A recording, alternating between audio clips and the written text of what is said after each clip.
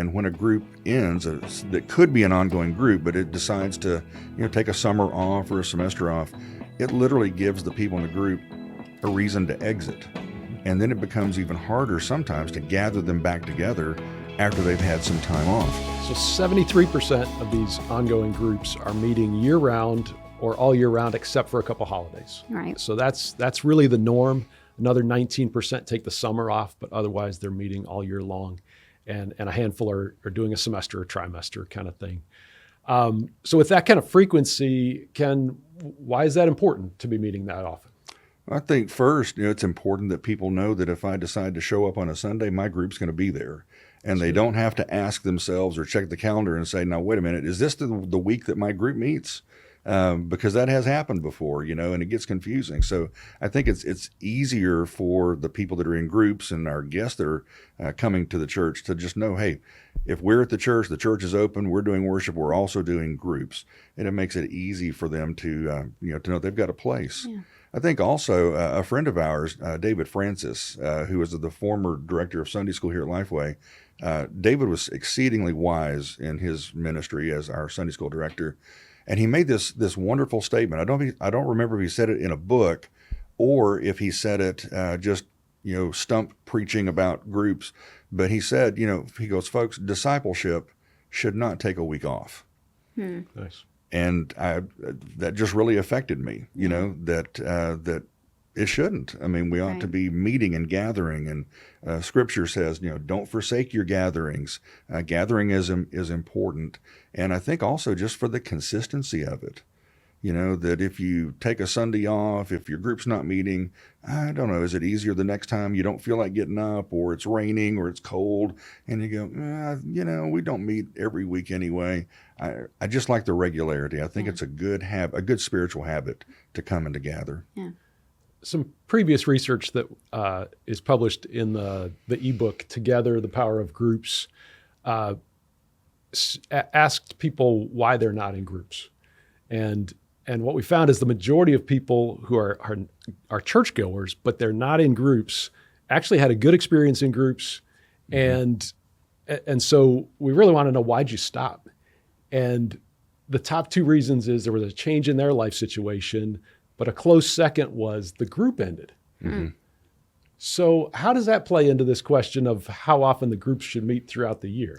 Yeah, I think and I love the book, by the way. I use your book. You don't know it, but I'm using your book and the graphs and the charts in just about every conference that I do. Together, The Power of Groups has just become a great tool for me as a trainer. And it's a great information piece too, but it's such a nice, succinct book about, why people come to groups, why they leave. It's really, I think, so important that groups not take time off. Because, when they start to do that, like I said previously, you start to wonder, hey, is this the week that we're meeting or not? That's not very healthy. I also think that it gives people, Scott, you said in the book, you use the term off-ramp. And when a group ends, that could be an ongoing group, but it decides to, take a summer off or a semester off, it literally gives the people in the group a reason to exit. And then it becomes even harder sometimes to gather them back together after they've had some time off. My wife and I were looking just not too long ago for a church home here in the Nashville area, and had found one that we thought was going to become our church home. And then the group that we were in, the teacher announced, this was like mid-May, he said, folks, it's been great, and we'll see you in August. Oh. And I said, excuse me, what? what just happened? And he said, here at our church, he goes, guess no one's told you, but we take the month of June and July and half of August off. Right. And so see ya after the summer's over. And I went, oh, okay. And on the way home, I asked my wife, I said, do we want to take almost 3 months off? Or do we want to find another church that's got ongoing groups? And it just didn't feel right to me to just stop. And so we found a church that had ongoing groups, and off we went. And so I love that philosophy, right, of meeting. I could see where that would be really difficult for a new attendee who's just started coming to your church. They're starting to get plugged in. Yes. And all of a sudden, the group that they're starting to invest in is no longer meeting, and that would really create some discontinuity for that new attendee. Very much so. Yeah. And just think about it from a staff perspective. If the groups are starting and stopping, there's a lot of marketing and promotion you've got to do to, promote what's coming next and when does that start and when do the groups end and what are my options. And it really gets a lot of our staff guys and gals on just on this rat race of always having to hustle rather than just knowing, our groups are consistent. They meet every week except maybe for, 1 or 2 weeks out of the year. And that just seems to be a better plan for everybody, Right. Staff and members and guests. So I know this was not asked in the study, but just anecdotally, do you find that a lot of churches follow the school year with their groups and making decisions about, okay, it's fall break or it's spring break, we're going to take that week off and follow the school calendar? Is that something you see in your Yeah, that's a work good with question. churches? Yeah, they do. They try to be smart about that.